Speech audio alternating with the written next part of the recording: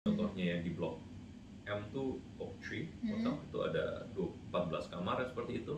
Dan dari 14 kamar ini ada 4 yang bahkan sekarang ada saunanya di dalamnya. Wow. Yes. Itu harganya sekitar berapa Pak? Yang ada jacuzzi, ada sauna lagi.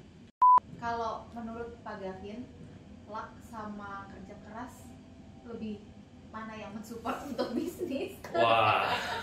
Apa sih yang harus dimiliki seorang pebisnis Yeah. supaya bisa sukses seperti Pak Gavin? Oke. Jadi hari ini senang banget karena narasumber yang datang hari ini adalah orang yang sangat-sangat spesial dan owner dari First Hotel. Jadi siapa lagi kalau bukan Bapak Gavin Gunawan. Halo Bapak. Oh, Priska. Bagaimana kabarnya? Baik, luar biasa. Luar biasa. Very good to be here. Senang bisa di sini. Terima kasih juga atas waktunya sudah menyempatkan untuk hadir di sore hari ini. Of course. Nah, jadi Bapak, kalau boleh saya tahu nih, Bapak kan bisnisnya hotel ya.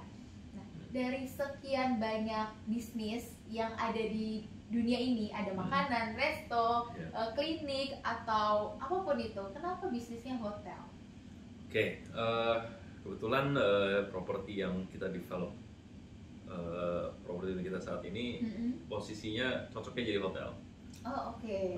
Belajar dari yang ahli properti, semua lahan ada optimumnya buat something ya, tinggal diketahui apa. Kebetulan lokasinya di jalan cukup jalan umum cukup ini ya, di dekat Tanah Abang, Sarina, satu di dekat Blok M, satu di dekat Gajah Mada, satu lagi jalan Teparev, Cirebon, Purwokerto. Jadi very optimum for high traffic, commercial, jadi hotel. Oh, akhirnya milihnya hotel gitu. Hotel. Nah, kenapa namanya First Hotel? First Hotel. That's a good question. I think first aslinya tuh bait ya. It's like a good line. So anything that's good, easily remembered, karena memang bagus.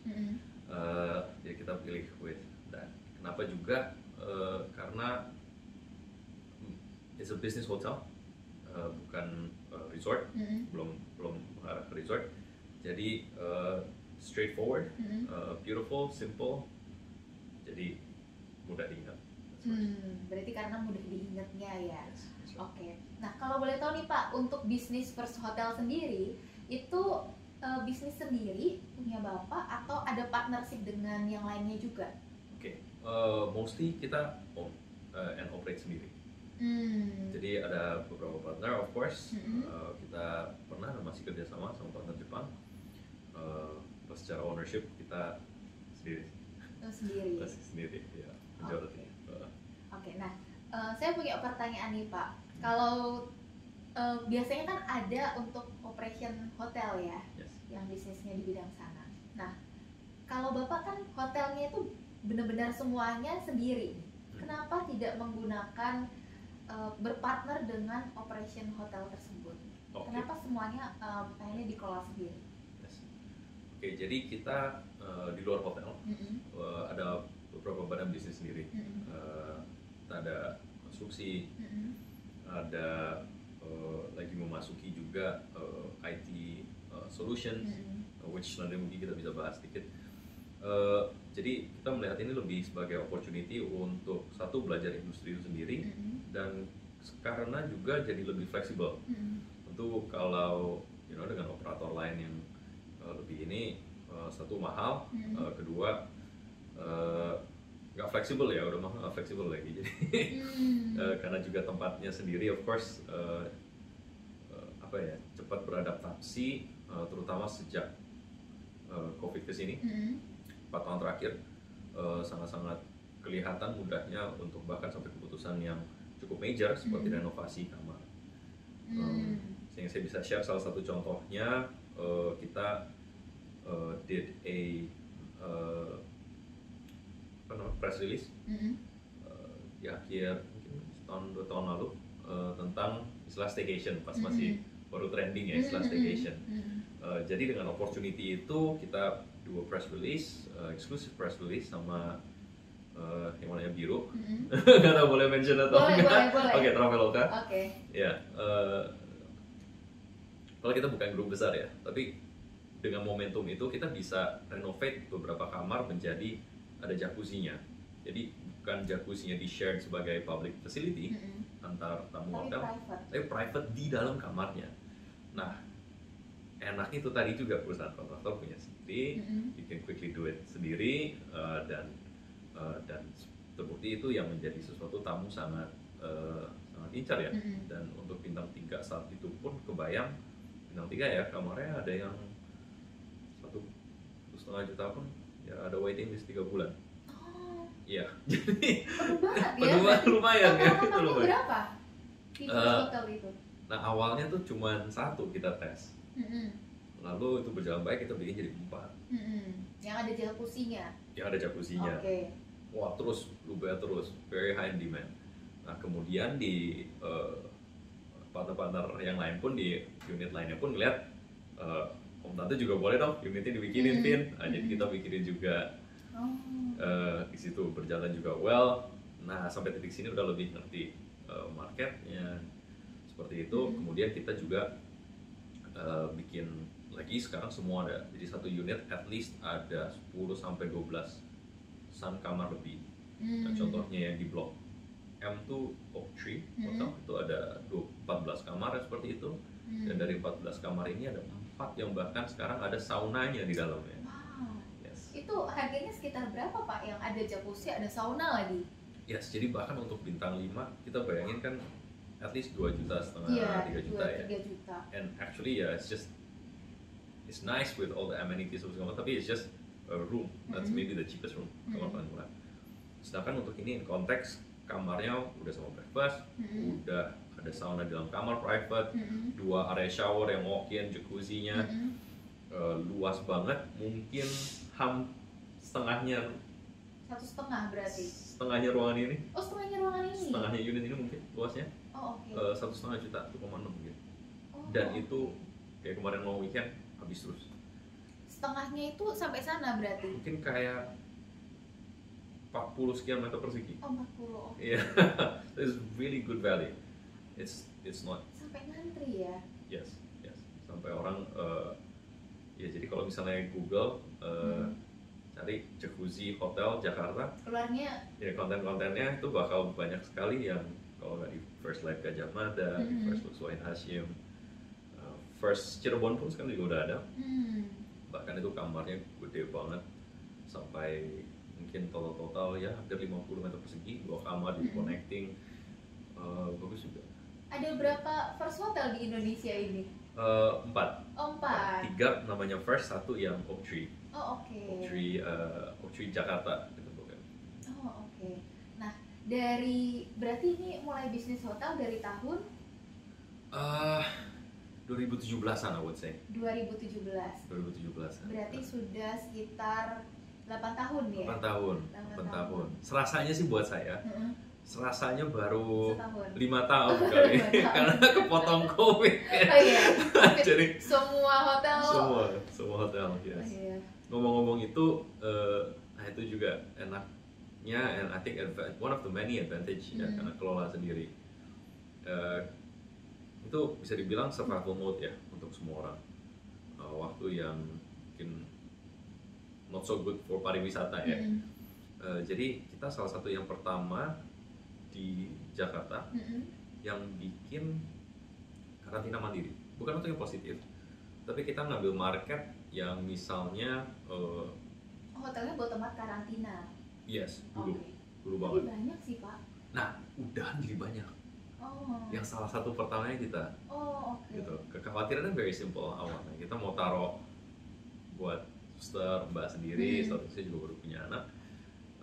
Aduh, gimana ya? Kasih pengamu terus baru balik. Ya udah taruh di hotel sendiri.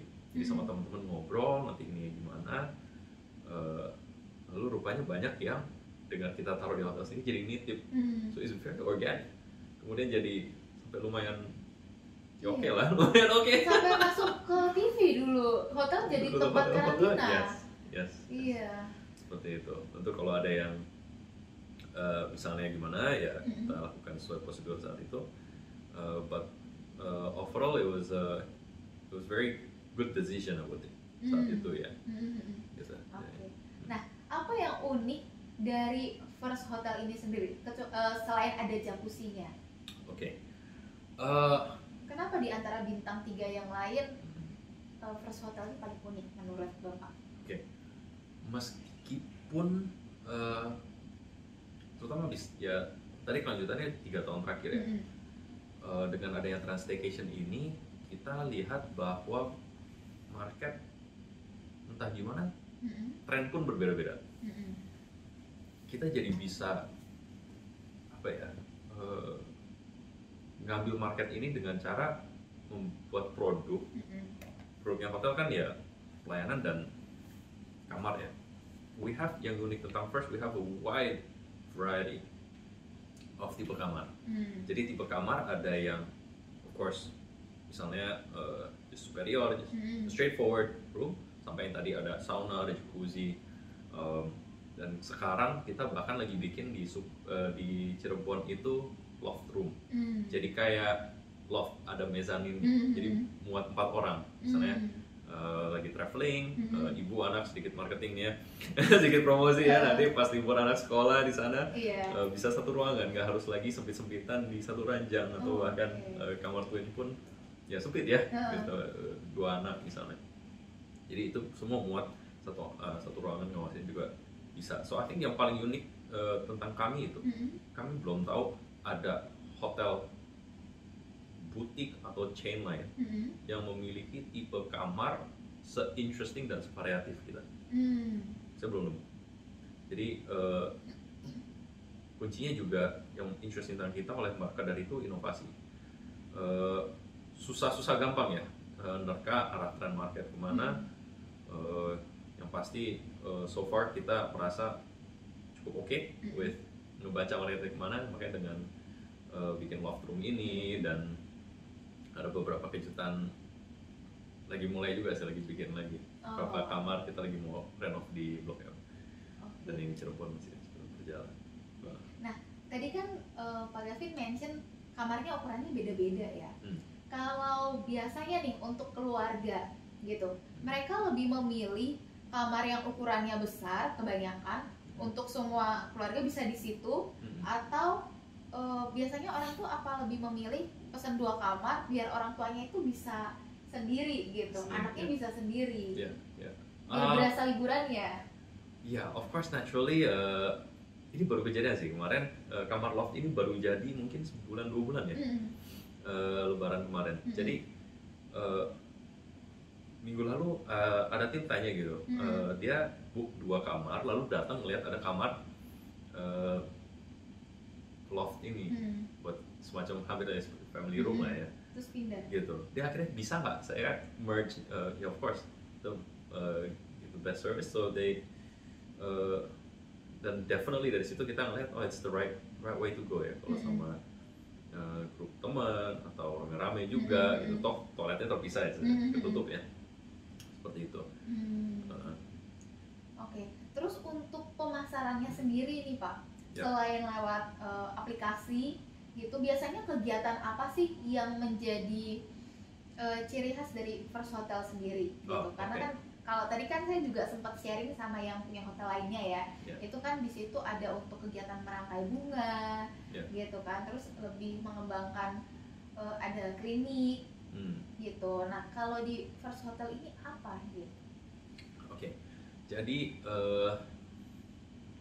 kegiatan untuk marketing ya tadi mungkin ya, ada yang dengan cara marketingnya membuat kegiatan yang saya nangkep, kalau kita cara marketingnya satu, we love content creators. We have very wide, banyak sekali teman yang melakukan review, content creator seperti itu, untuk mungkin seperti Bu Priska sendiri juga di sini, yang better ya, to give sistemnya better.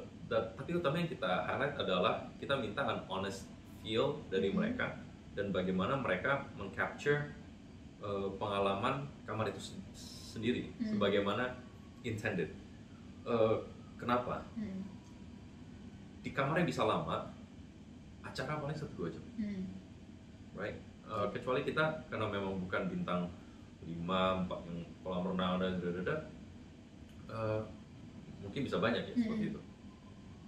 Jadi kita karena lebih tamunya beraktivitas dan lebih bermain di kamar, atau mungkin juga sekeliling hotel, we optimize the room itself. Jadi beberapa yang kita lakukan dengan beberapa teman KOL ini juga, saya masukin pas booking, masukin kode pakai KOL ini dari konten ini. Jadi ada KOL yang memang tamu-tamunya mungkin market segmennya si KOL ini keluarga, family. Jadi nanti pas datang dapat promo, pasti. Tapi lebih ke nanti activity-nya dapat coloring pencil for the a set of kid activities, warnai seperti itu, like small toys and for the kids. Karena memang audience mereka anak-anak, family yang punya anak-anak. Ada yang lebih buat segmennya couples, yang adults. Jadi nanti dapat room decoration, rose petals, handuknya dibentuk hati, angsa, lucu-lucu lain sebagainya. Ada juga lain yang welcome message di kacanya, all this. Jadi kita tailor terhadap teman-teman KOL ini, dan itu mereka pun jadi tahu, oh nanti kan nge-tag, oh gara-gara aku lihat thank you Nika seperti ini. So hubungan kita dengan rekan-rekan ini sangat baik, dan actually sangat luar biasa. Banyak mereka pun senang, audience mereka dari ngelihat konten sampai ngalamin sendiri. Itu bedanya kita dengan yang lain, just promo segala macam, alias cungu. But kita really stand out dan benar-benar perhatikan sampai pengalaman tamunya dari yang mereka lihat bisa mereka alami persis. Tapi memang KOL itu sangat penting sih ya, apalagi zaman-zaman sekarang semuanya serba sosial media gitu. Saya juga kadang kalau liburan cari hotel karena hasil review. Yes. Review ini, hotelnya ada ini, kan kita biasanya ngelihat dulu ya videonya. Gitu. Bener. Lebih banyak ngeliat itu nggak sih daripada ngelihat websitenya. Sekarang ini kan review-review. Kayaknya saya nggak pernah lihat websitenya. Iya kan, orang udah kayak gitu ya. Lebih langsung videonya kali ya, atau nyari di YouTube biasanya kalau saya. Bener. Misalnya kayak testimoni siapa pernah ke hotel ini, ngelihat dulu. Right. Itu benar banget dari review dan dari apa yang dia lihat di isi konten itu ya. Itu sangat benar sih. Soalnya saya pernah ada kejadian Pak. Jadi saya lihat dari aplikasi lah. Nah di aplikasi itu kan kadang fotonya bagus ya, gitu. Terus pas waktu itu ada promo apa gitu, ya udahlah akhirnya ya udah buat staycation kan, liburan. Waktu datang beda banget kabarnya.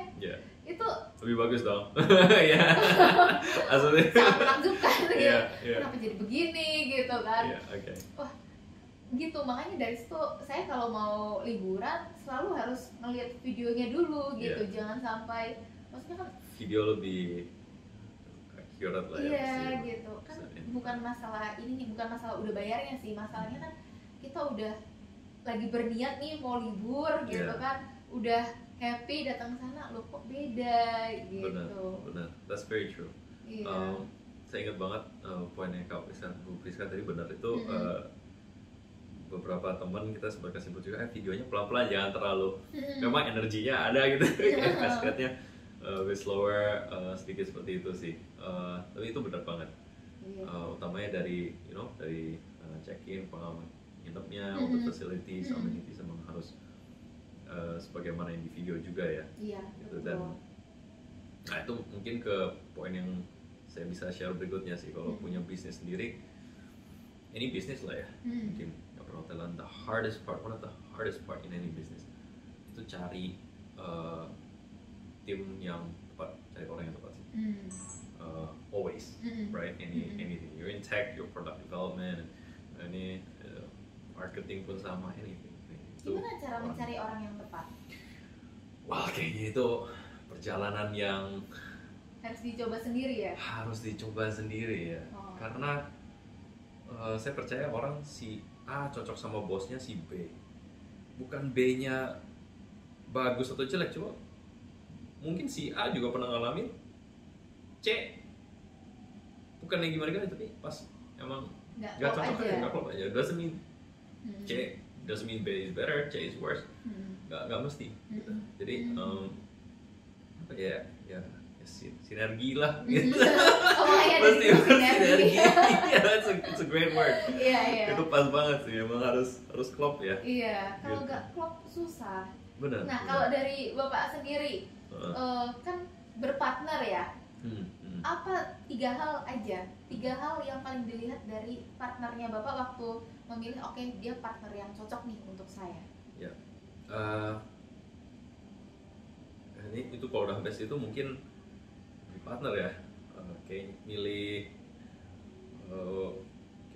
ranjang sama kayak milih pasangan hidup, karena kan sepertiga tuh ya. Ya, ceritanya begitu ya. Itu udah harus melihat ke trust sih, trust dalam arti percaya masing-masing partner orangnya baik, dalam arti ya lurus-lurus aja. Karena saya belajar dari sesuatu yang Warren Buffett pernah sampaikan, cuma lah kontrak segala macam setebal buku Harry Potter, tapi kalau memang orangnya nggak oke ya. Jadi yang penting trustnya dulu ada. Nah, dari trust itu gimana bisa timbul ya, dari bukan ngobrol bareng aja, tapi visi dan tujuannya arahnya sama. Kalau memang udah sama, baru bisa trust akan menuju arah yang sama. Nah, tinggal lihat sehari-harinya berjalan ke arah itu enggak. Jadi udah ada trust dan menuju ke arah yang sama, sehari-harinya kita lihat itu sesuai. Yang terakhir mungkin juga bit of luck. Itu nggak bisa dipungkiri. Saya suka belajar dan baca dari banyak orang-orang yang luar biasa. Ujung-ujungnya mereka ngomong some things nggak bisa you control. It comes down to luck. Jadi banyak berdoa, banyak berusaha, and open up your network. Pasti diri kita pun mencerminkan value yang diinginkan dari orang juga ngeliat. Jadi mungkin ujung-ujungnya di situ, satu luck, dan kita ya jadi 4 sih ya. Kita juga of course harus menunjukin hal yang kita inginkan dari sisi partner, seperti itu sih. Kalau menurut Pak Gavin, luck sama kerja keras lebih mana yang mensupport untuk bisnis? Wah, that's I think kerja keras meningkatkan probabilitas ya. Untuk luck. If orang nggak pernah, orang jarang belajar, jarang baca, mungkin jarak waktu tempuh untuk menemukan ini pas ya, itu kan jadi ini ya. Sedangkan kalau misalnya contohnya menemukan partner yang tepat, banyak baca, banyak ini naturally dia lebih ada insting mestinya yang lebih bagus ya. Maksudnya pengalaman ya, bukan insting ya. Insting maybe lebih natural sih. Karena udah belajar kali ya dari pengalaman sebelumnya. Wah, ya. Susah ya diomong ya ke situ. Iya, betul. Sesuatu lebih besar dibanding kita ya. Itu udah ada kuasa tangan Tuhan soalnya kalau luck itu. Benar, itu pasti. Nah, Pak, waktu ada kendala nih, misalnya waktu COVID gitu ya, pernah nggak sih berpikir untuk jual aja deh gitu, hotelnya ganti bisnis yang lain gitu? Karena waktu COVID kan banyak banget orang yang jual hotel ya dengan harga yang murah gitu. Benar, kita pun banyak ditawarin. Iya, saya pun banyak ditawarin gitu. Terus ya waktu itu saya cuma berpikir kalau saya nggak paham bisnisnya gimana saya mau jalanin gitu kan. Nah, kalau Bapak pernah tidak berpikir seperti itu? Untuk exit hotelan? Apalagi baru 3 tahun ya. kan? 3 tahun. Saat itu baru 3 tahunan, benar-benar. Iya. Kalau exit, sampai kepikiran exit sih enggak ya? Oh enggak, karena kita satu berpikir proses exit itu juga lama ya. It's actually not secepat yang kita kayak harus nyoba yang baru itu. Iya, jual saham misalnya di aplikasi lebih cepat ya. Klik sell tuh kayak hijau gitu. Iya. Nggak semudah itu ya. Iya. And lagi turun, I think, and ya keputusan saat itu juga menurut kita tepat sih. Mode survival, artinya udah masuk mindset we have to make it through this. And I think it was the right choice. Nggak ada kepikiran sih, malah dari situ ya kita nambah. Sejak dari situ kita jadi belajar, akhirnya kita bikin rooftop di Wahid Hashim, namanya Atap Jakarta, di hotel itu. Jadi beberapa tahun pertama itu nggak ada rooftop, nah sekarang udah jadi. Dan makanya abis itu pun I don't know, somehow ini lah yang tough. Jadi you semakin tough once you go through a fase yang difficult. Dari situ nge-push kita untuk berpikir terus, dan cara pola pikirnya tadi juga mungkin jadi lebih keasah ya. Dimulai dari ini survival nih gimana nih sekarang marketnya, dan mungkin kalau saya tanya seperti itu benar juga ya. Sekarang jadi kayak sekarang marketnya kayak gimana ya, nah kita quick untuk untuk ngebacanya bisa and give the proper produk yang memang yang cocok juga ya for the market fit sih. Kalau menurut Bapak sendiri apa ciri-ciri atau apa sih yang harus dimiliki seorang pebisnis supaya bisa sukses seperti Pak Gavin? Harus seperti apa? Thank you, but I think I'm far from successful, man. Macam-macam ya definisi sukses semua orang. Justru kalau pengertiannya bervariasi, kita cari kesamaannya apa sih? Gitu. Apakah I don't think patokannya udah pasti it's not money, sulit dibilang ya. I think, are you happy with doing that? Tapi juga happy bukan hanya you feel terpenuhi ya. Karena kalau udah masuk pekerjaan juga kita tahu orang ya, kecuali Warren Buffett lah ya, susah juga saya mau ngomong sampai umur berapa, tapi Warren Buffett lama juga ya. Lama. So I think tapi kan dia suka ya. Di sisi lain ada bagian si Elon Musk bilang dia successful juga kan. Wah, saya sih nggak bisa ya disuruh baca forecastnya, pergerakannya, manajemennya kayak pindah-pindahin duit doang, buat saya itu nggak seru. So again, sesuatu yang masing-masing reciprocate, ini kata masing-masing dua orang very successful di bidangnya masing-masing. Jadi mungkin buat saya analisa gitu ya, you have to be really, kalau buat saya pribadi sekarang, what you do. Jadi udah nggak ada pagi yang alarm bunyi melek kayak harus kerja, kayak itu jadi nggak ada. Because alarmnya bunyi kayak today saya bisa kerja ini melakukan ini, tes ini, dan pola pikirnya dari harus jadi saya bisa bangun untuk gini. Berarti berubah mindsetnya ya. Yes, and I think baru kalau mindsetnya seperti itu, naturally orang bisa successful ya nggak sih? Betul. Susah ya kalau tiap bangun aja harus kayak orang kerja kalau baru bangun ya hari ini kerja lagi gitu kan, atau Senin deh gitu. Susah. Ada yang mau hari Senin gitu kan, ya besok kerja gitu. Bener. Padahal kan ya anggaplah itu memang kamu mencari uang untuk di situ. Yes. Gitu. Nah tapi kan fokusnya bukan nggak necessarily uang tadi ya, lebih ke enjoyment dan sesuatu yang emang kita looking forward gitu. Betul. Apapun itu gitu. Hampir seperti hobi. Nah ini saya belajar pas baca buku Good to Great pas COVID. Kau suka baca buku juga berarti? Atau pas COVID aja suka baca bukunya? Kayaknya akibat COVID jadi suka sampai sekarang. Oh gitu. Sebelumnya enggak. Tapi saking nggak ada anything to do, ya. Jadi baca sih, nggak kepikiran Good to Great. Karena saat itu survival, baca itu why companies make it, some don't. Jadi good and great yang make it through the times. Banyak contoh. Yang sempat eranya saat itu good terus hilang. Contohnya mungkin companies yang nggak baca market tadi. Misalnya dia nggak pivot ganti produk, masih bikin raw film aja begitu. Gitu. Itu yang sulit ya kalau nggak ngikutin market juga gimana gitu kan. Tadi ada yang sharing kan, dia bisnisnya properti, cuman karena sekarang lagi olahraga apa? Pedal. Benar. Terus akhirnya buka lapangan pedal. Oh, di mana? Gitu. Lagi nyari lahan 5 hektar. Oh, wow, that's really big. Iya, gitu. Itu bener banget sih. Makanya kita juga lagi buka. Oh iya. Sama teman-teman lain.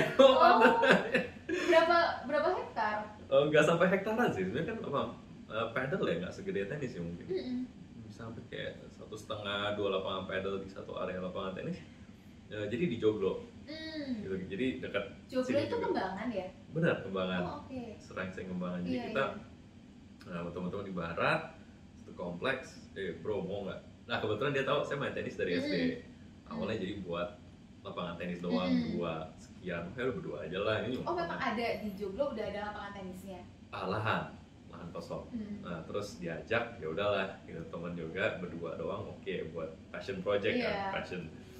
Saya tenis, dia juga satu gitu kan tenis. Nah terus ngobrol sama teman lain, singkat cerita jadi ada paddle, ada tenis, ada Pilates, ada ini. Itu berapa kalau disewain? 400 ya? Segituan sih. Per jam sekarang 400 ya 300 something, 400 lah ya. Ya saya bingung tuh, padahal lebih mahal daripada tenis ya. Iya.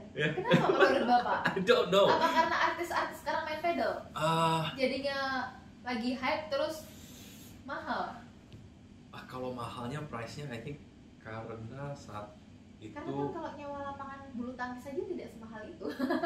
Iya, satu demand versus availability-nya.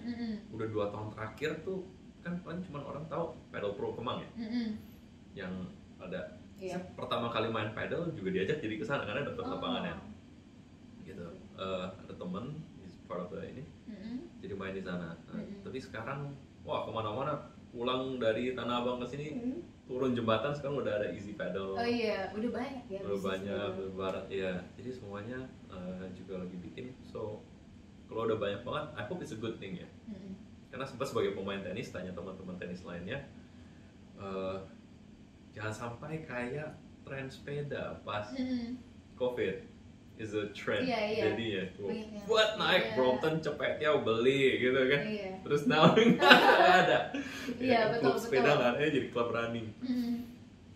It's a different lifestyle. Jadi tapi kalau udah banyak ini mestinya it's to stay. Makanya kita pun lanjut udah project nggak kecil, jadi 2 lapangan. Bawah pedal 4 lapangan, very high spec.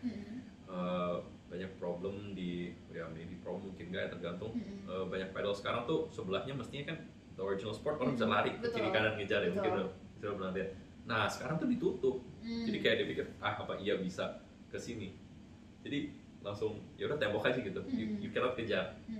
Sedangkan the way we see it, I think longevity-nya, sorry to those yang udah jadi lapangannya ya. Kita punya cukup space, kita pastiin untuk bisa cukup space lari, termasuk lapangan tenis ya, because yang saya bilang tadi it's a passion project for me. Saya mau main, mau puas gitu ya. Saya juga, kita masih support komunitas tenis gitu. Jadi marketnya kan baru, tentu belum banyak yang sejago itu bisa sampai kejar keluar. But if you want the market to, yang sekarang udah presumably marketnya to stay, of course makin lama semakin banyak dong. Apalagi kita dengar ada nanti ada tim PON atau something pedal di Indonesia. Kan nanti marketnya makin jago, udah makin mature. Nah dia akan butuh space itu untuk bisa kejar keluar. Akhirnya di situ kita benar tadi mau bikin 5 lapangan pedal, 5 apa 6. Tapi udah legain aja for that very reason. Iya biar dia bisa lebih ini sih, kira ke sana. Nah kalau dalam selama bisnis nih Pak, ada nggak sih misalnya yang kalau tadi kan misalnya ada yang kayak project udah dibuat tapi kayaknya ini projectnya memang belum bisa launching nih, ada yang masih diperbaikin lagi gitu. Nah kalau dari Pak Gavin sendiri misalnya ada nggak sih keputusan-keputusan misalnya yang sudah dicoba tapi ternyata nggak works gitu? Oh banyak, I think. Ada mungkin sharing salah satunya. dari keputusan misalnya yang orang pintar ya bikin misalnya tadi jacuzzi something successful, wah dibalik itu banyak keputusan yang gak dilanjutkan. Right tadi you have to really know. Salah satunya gini, dulu sebenarnya kita before COVID kita udah mau coba bikin self checking, but tanya partner, tanya market, researchnya masih pada mau manusia. Pas COVID,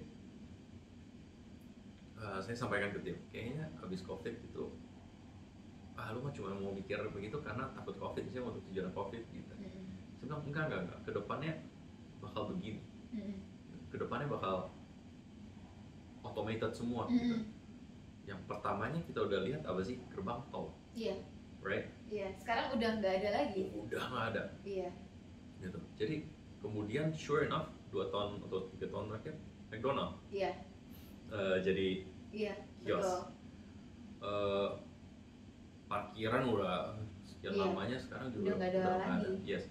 So I think rumusnya anything that is repetitive, Itu bisa administratif kecil, yes, itu udah bisa diotomasikan sekarang. betul. Apalagi 2-3 tahun terakhir ChatGPT, wah langsung the AI race, right? Iya. Sekarang banyak yang di PHK gara-gara sudah apa ya, belum bisa survive kali ya. PHK-nya I think tergantung yang kayak apa, gitu. Jadi kesininya kita, contohnya kita hotel, nah ini yang mungkin ke depan kita lagi kan tadi apa yang udah mau terus nggak jadi gitu kan, or stuff. Itu salah satunya itu. Nah tapi kesini kita lagi develop side project sih, bocoran dikit. Jadi yang saya bilang tadi ada salah satu new badan yang memang lebih ke arah IT, tapi juga IT-nya smart solutions buat perhotelan. Oh oke. Kan Tapi masih ngertinya tetap itu. di hotel lah ya. Yes. Oke. Ada lagi sebenarnya side project yang pretty wild buat konstruksi. Jadi pakai AR glasses, kalau tahu AR glasses. Jadi pakai situ sama teman-teman arsiteknya, nanti bisa ngeliat bangunannya mau kayak apa with this AR glasses. Jadi ngecek lapangan pun udah tahu tuh asnya begini. Mau di mana. Bisa rapi bener. Iya. Dan ngarahinnya pun gampang. But that's another ini. Yang buat hotel ini jadi self check-in automated. Nah, tapi bukan artinya gak ada yang ngebantu ya. Nggak, jadi kayak kan sekarang resepsionis sama kita berhadapan-hadapan, tapi nanti sama-sama hadap ini the kios ya mungkin. Jadi proses check-in, check-out dan demikian pun kalau yang udah biasa, dan saya yakin sama kayak istilah pedal tanpa market kan semakin dari kecil udah megang HP kan nanti. Nggak usah orang gitu. Iya. Ini kan anak saya juga bisa ngambil HP. Saya juga bingung gimana jelasin ya. Dia bisa ngambil HP dari ngeliatin saya doang, unlock. Terus udah bisa sendiri. Buka Spotify, cari Cocomelon. Iya. Dari kecil. Sekarang bisa cari video Spider-Man apa segala macam. Siapa yang ngajarin kan? Nggak ada. Ya kan itu intuitif dibuat. Nah, jadi syaratnya kita for this development, saya ngomong ke tim developmentnya, very simple sih. Syaratnya anak saya yang 6 tahun nanti harus bisa check-in sendiri. Iya, syaratnya bawa anaknya bisa nggak gitu. Iya. Tapi saya udah bisa baca kan, pasti udah mulai bisa baca. Of course umur 6 tinggal dikasih kursi naikkan, dia bisa ngeliat, nanti dia pencet. Ternyata bisa. So we've seen that pas kita tes bawa anak, masih in-house testing, ternyata bisa tuh.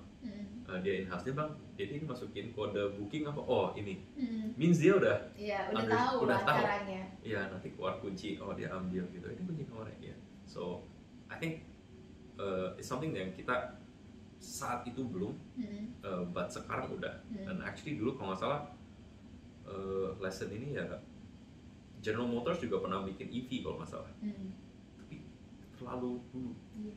Nah, akhirnya sekarang dia malah belum begitu ketahuan for the EV, right? So I think timing and tadi luck is everything, tergantung marketnya. Gitu. So it's something yang kita lagi mau tes sih. Terus otomasi ya. Banyak alasan lain sih kenapa kita pilih proyek itu buat berikutnya. And kita akan buka ini for other hotels, partner hotel lain, and new hotels, boutique segala macam untuk bisa gunakan. Karena yang ini kategori buat saya passion project juga. Demen karena otomasi. Suka ya. Yes. It's so, sebagai business owner, you nggak pusing. Pak lagi nggak bisa masuk, ya kan? Si anybody bisa jadi GRO. Ya, kita ke BC aja sih, security bisa bantu bicara hotel. Nah ini sama persis kan? Ibu udah ada kode voucher, udah ini masukin. Anybody, satu mungkin irit, tapi nggak juga sih, ideally tetap ada yang ini, tapi jadi lebih cepat. Kenapa lebih cepat? Nggak usah training. Siapapun udah bisa. Almost siapapun bisa. Iya. Anak umur 6 bisa, gitu kan? Kayak dulu kan kalau cetak buku tabungan harus ke harus ke CS, Iya, ya, iya, CS, Nah, gitu sekarang kan. udah ada mesin. Iya, langsung ada mesin, siapapun bisa, Siapapun bahkan bisa. anak kecil pun bisa. Exactly, kedepannya gitu. Ngomong-ngomong itu, saya kemarin nanya, BCA udah ada beberapa cabang, mungkin KCU-nya ya, cabang utama dia udah ada kios yang seperti itu. CS and teller jadi satu. Oh, Ya, jadi emang udah mengarah ke sana. Dan ini yang saya dan tim udah ngeliat dari 2020. kalau CS dan teller jadi satu, berarti You can do everything. Verifikasinya mungkin saya belum pernah coba juga sih. Bayangan saya pasti ada facial recognition, ada KTP or some sort yang ngecocokin your ID with your face. Ya, jadi ya KTP-nya mulai buram ya harus diperbaruin juga. Ingat banget KTP saya fotonya jelek banget. Enggak lah, mirip lah. Iya, KTP lama soalnya. Iya. Oh, oke. Kayak Nah, gitu. terakhir Pak, mungkin untuk pesannya untuk anak-anak muda sekarang gitu kan, yang baru mau mulai berbisnis, bisnis itu kan susah ya, bukan segampang itulah gitu. Apalagi untuk orang-orang yang keluarganya itu tidak ada background bisnis gitu. Bisnis itu untuk memulai dia di awal aja berat gitu. Nah, ada nggak pesan-pesan dari Bapak untuk yang sudah sukses dan sudah punya banyak hotel untuk anak-anak muda zaman sekarang biar bisa sesukses Bapak? Okay, thank you. Again, I think I'm not special.